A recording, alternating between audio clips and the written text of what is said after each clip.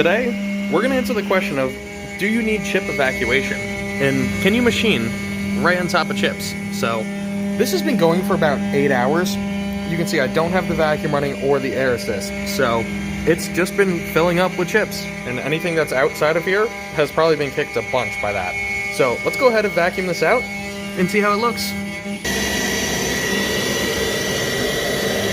Oh yeah.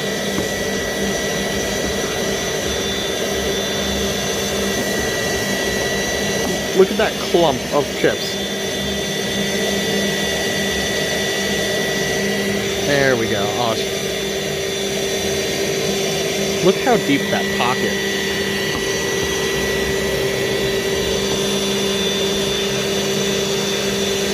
There we go.